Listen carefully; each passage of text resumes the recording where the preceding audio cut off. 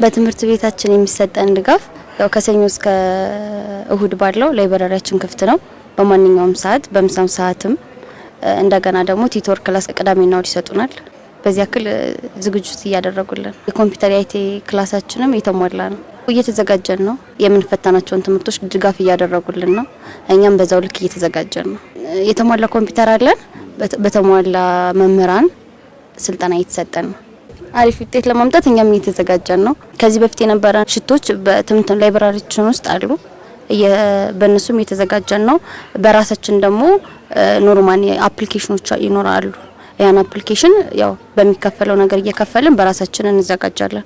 ሞር ደግሞ እዚህ ስንመጣ ሽቶችን ይሰሩልናል። የተለያዩ ጋይዶችን እናነባለን። በዛ መሰረት ዝግጅታችን እያደረግን ነው። ዝግጅታችን መምህራን ተመርጠውልን ቲቶሪ እየተሰጠን የ11ንም የ10ንም የታች ክላሶችን እየተሸፈነልን ነው።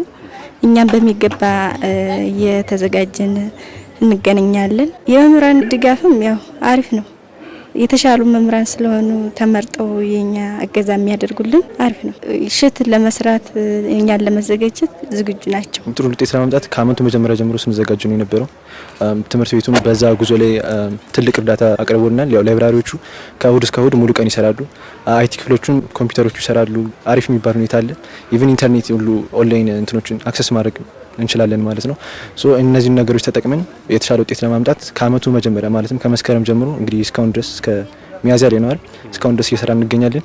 እንግዲህ ከዚህ በኋላም የተሻለን ለማቅረብ እንሞክራለን። በዚህ ትምህርት ቤቱን በጣም እናመሰግናለን። ምክንያቱም ብዙ ነገር አቅርቦልናል።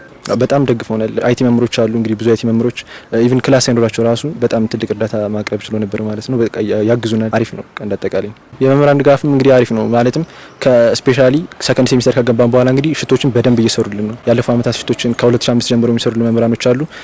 አሁንም እንግዲህ በትምህርት ቤቱ ፕሮግራም አማካኝነት ከ5 ትምህርቶችን ማለትም ወሰኙ የምንፈተናቸውን ሰፋ ያለ ጊዜ ሰጥቶ በዛ ፕሮግራም መሰረት እያዘጋጁ ነው የሚገኙት እና መምህራኖቹም ጥሩ ናቸው። ሽቶቹ የተሰሩልን ነው። ክላሶቹም አሪፍ ናቸው። 11 ሳንማራቸው የተዘለሉ ምዕራፎች ነበሩ። እነሱም ከቨር ተደርገዋል። ይሄ ጥሩ ያደርገዋል ማለት ነው። ለኛ ተማሪዎች ከዚህ በፊት በአካዳሚካሊ ሲዘጋጁ ቆይተዋል። አሁን ደግሞ ይሄ ኦንላይን ፈተናውን በሚፈተኑበት ጊዜ የስነ ልቦና ዝግጅታቸውን ጠንካራ ለማድረግ እያለማመድናቸው ነው የምንገኝ። የመምህራን ድጋፍ ተማሪዎችን ከመደበኛ ከሰኞ እስከ ዓርብ ካለው የመማር ማስተማር ጎን ለጎን እሁድ ቅዳሜ ጨምረው ተማሪዎችን በሚካፕ እየጠሩ የተለያዩ ሽቶችንና ተማሪዎች ያልገባቸውን ጥያቄዎች እንዲሁም ደግሞ ኮንቴንቶች እየጠየቁ እያገዟቸው ነው የሚገኝ። ይሄ ተጠናክሮ እስካሁን ድረስ የቀጠለበት ሁኔታና ከዚህ በፊትም ያው ውጤታማ የሆንበት ስለሆነ ይሄንን አጠናክረው መምህራን እሁድ ቅዳሜና በተቃራኒ ፈረቃ ተማሪዎችን እያዘጋጁ ነው የሚገኙት። የምናስፈትናቸው በዚህ አመት 704 ተማሪዎች ናቸው። 375 ሶሻል ናቸው። 429 ናቹራል ተማሪዎች ናቸው። አጠቃላይ 704 ተማሪዎችን ነው የምናስፈትን። ከነዚህ 704 ተማሪዎችን ለማስፈተን 137 ኮምፒውተሮችን በ5 ሩሞች አደራጅተን ስራችንን አጠናቀናል። ያው የኢንተርኔት የምን ዝርጋታ ሁሉን ነገር አጠናቀን ነው እየጠበቅን ያለን።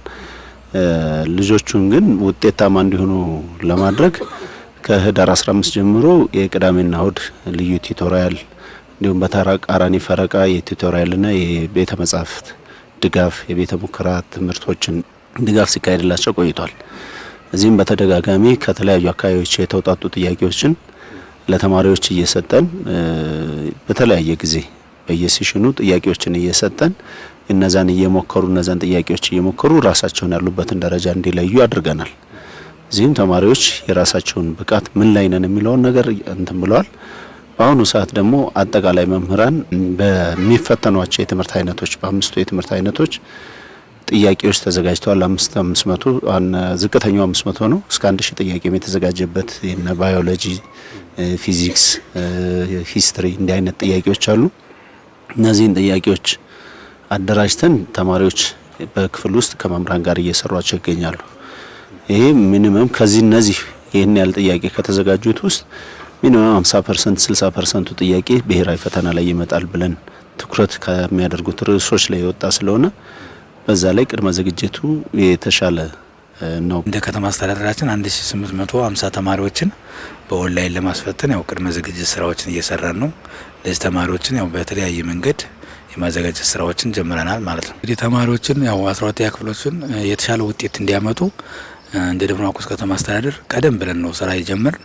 የመጀመሪያው ትልቁ ነገር የኦንላይን ተማሪዎች ፈተና እንዲፈተኑ ግብአት የማሟላት ስራ ነው። በዚህም ደግሞ ያው ኮምፒውተሮችን የማሟላት ስራዎች በእያንዳንዱ ትምህርት ቤት ከአሁኑ ጀምሮ ቀደም ብሎ የተጀመረ ስራ አለ። እሱን የማጠናከር ስራ እየሰራ ነው። ከዛ ውጭ የኢንተርኔት ሞደሞችን የማዘጋጀት በጣም በርካታ ትምህርት ቤቶች ላይ የኢንተርኔቶች የተቋረጡ ነበሩ።